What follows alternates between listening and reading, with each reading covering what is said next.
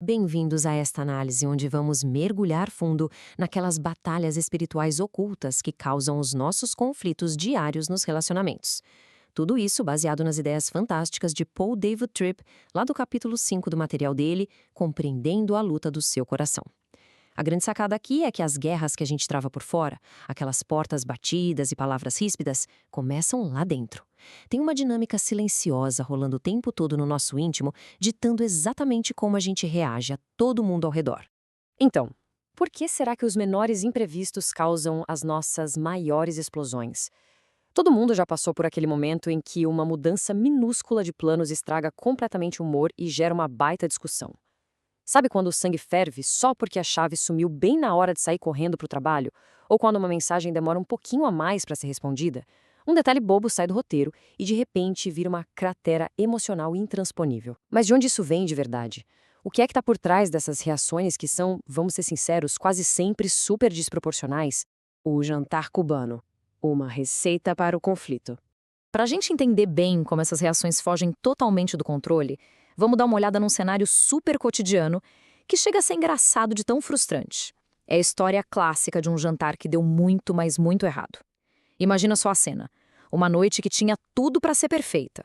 O autor conta que comprou tomates maravilhosos, alho fresco, cominho, já imaginando a alegria de preparar aquela refeição cubana tradicional para relaxar em família depois de um dia exaustivo de trabalho. Mas aí, a tragédia do dia a dia começou. A filha exigiu uma carona de 1 hora até o centro, bem na hora de pico. Logo depois, a esposa liga, avisa que não vai dar para chegar para o jantar e ainda pede para ele passar de novo no mercado. E para fechar a noite com chave de ouro, o que acontece? Uma fila quilométrica no caixa, com uma senhora preenchendo um cheque na maior calma do mundo, conferindo centavo por centavo.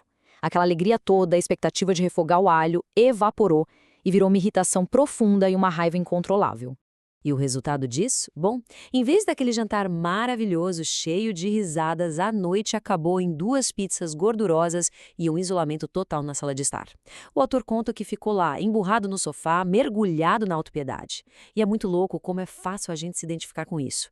Uma tentativa super genuína de amar e servir a família virou rapidamente um sentimento de ser a pessoa mais desvalorizada da face da Terra.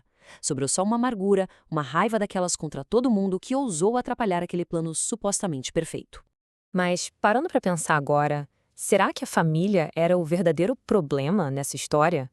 A grande questão é que a verdadeira fonte de toda aquela raiva, da amargura e daquele isolamento na sala não foi a filha pedindo carona, nem a esposa mudando os planos e muito menos a senhora preenchendo o cheque no mercado. Todo esse pessoal foi só o gatilho externo. O problema real, a raiz de todo o conflito, era uma coisa muito mais profunda e sistemática operando lá nos bastidores da mente. A progressão do conflito, desmascarando a anatomia da nossa raiva. É aqui que a gente entra de cabeça para entender o que realmente estava rolando naquele supermercado. Vamos desmascarar a anatomia da nossa raiva e dar uma olhada na progressão exata de como um simples desejo vira uma ferramenta para punir as outras pessoas. E olha, tem uma sequência muito impressionante e até um pouco assustadora acontecendo dentro da gente. É literalmente uma escadaria do conflito que a gente sobe degrau por degrau, lá no fundo do coração, em questão de segundos e sem nem perceber. São 6 passos muito bem definidos que vão do desejo lábios de mel até a punição de fato. Tudo começa de um jeito super inocente com o passo 1, que é o desejo. E na maioria das vezes é um desejo maravilhoso. No caso do nosso exemplo, querer preparar uma comida gostosa e ter um momento de paz com quem se ama é um desejo puro, não tem nada de errado nisso. Afinal, querer coisas boas é super normal e saudável. O sinal de alerta só acende no exato momento em que a gente começa a se agarrar a esse desejo com muita força, quando a gente deixa ele sair do nosso controle e começar a ditar as regras das nossas emoções para o resto da noite. Aí a coisa começa a ficar intensa nos passos 2 e 3. Aquele desejo leve e relaxado vira rapidamente uma exigência, sabe, com os punhos cerrados. O pensamento muda d'água para o vinho. De eu gostaria muito de um jantar tranquilo, passa para eu exijo que esta noite seja perfeita, não importa como. E num piscar de olhos, a gente cai na necessidade. O nosso cérebro faz um truque de sobrevivência super perigoso e convence a gente de que aquele cenário é uma necessidade absoluta para nossa estabilidade emocional. A gente passa a acreditar que é impossível sentir qualquer pingo de alegria a menos que aquele desejo seja cumprido nos mínimos detalhes. E bom, quando a gente pega um desejo comum e coloca um rótulo de necessidade inegociável, a gente aterrissa direto no passo 4. a expectativa. É nesse momento que a gente começa a projetar essa necessidade interna em todo mundo que está por perto. A gente cria uma expectativa surreal de que o universo tem a obrigação de servir aos nossos planos. De repente, a gente começa a agir como se a esposa, os filhos ou até a pessoa do caixa do mercado tivessem o dever moral de ler nossos pensamentos e seguir o nosso roteirinho perfeitamente. E não tem como fugir, isso desemboca no passo 5, a decepção. O material explica isso de um jeito genial com o efeito Disney World. Pensa só naquela baita empolgação vendo o panfleto maravilhoso e mágico do parque temático na agência de viagens. Só que aí chega a ver a vida real.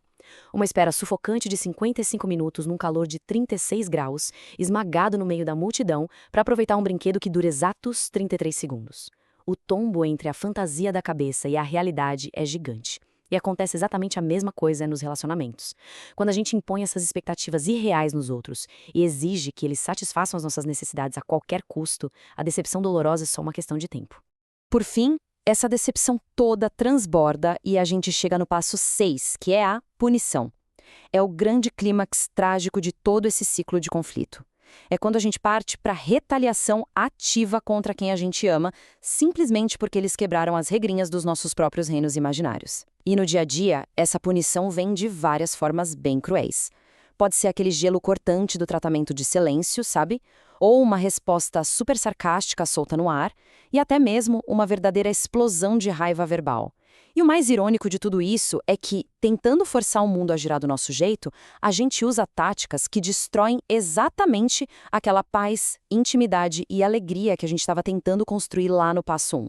O adultério espiritual, a batalha pelo trono do coração. Agora, o que toda essa escalada silenciosa da raiva revela lá no fundo é de cair o queixo. O problema central não é uma simples falha de comunicação ou aquele estresse acumulado do trabalho. É uma batalha espiritual pesada acontecendo bem dentro do nosso âmago.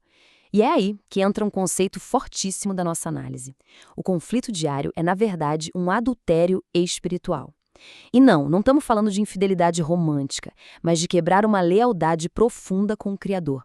Isso rola no exato segundo em que a gente pega todo o amor, a devoção e a autoridade que pertencem só a Deus e entrega tudo de bandeja para um desejo criado, tirando o verdadeiro rei do trono da nossa vida para colocar no lugar a nossa própria vontade temporária. A grande verdade é que a gente está o tempo todo, todos os dias, fazendo uma escolha entre dois reinos completamente diferentes.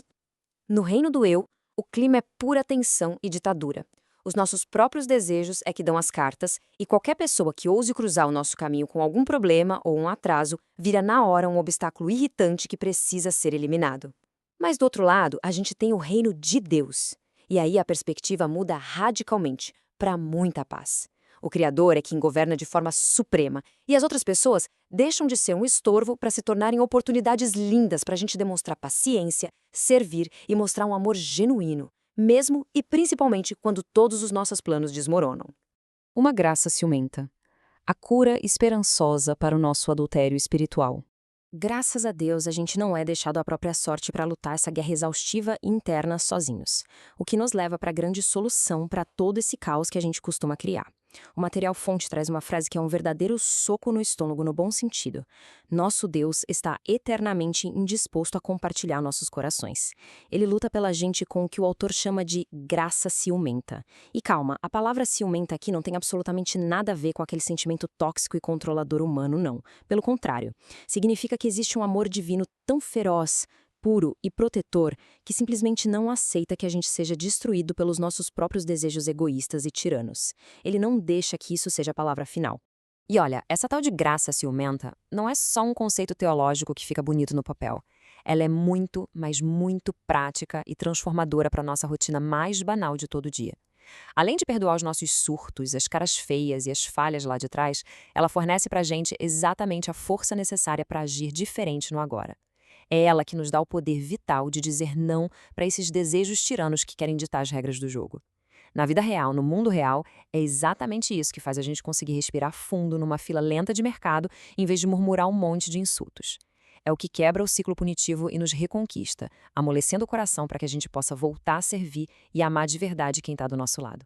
Para fechar nossa análise de hoje, fica aqui uma provocação final para a gente refletir muito antes de dar o próximo passo. Quando vier aquele próximo perrengue irritante no trânsito, aquela bagunça surpresa em casa ou um mal-entendido tenso no trabalho, vale a pena parar, nem que seja por 1 segundo, e fazer uma pergunta bem corajosa.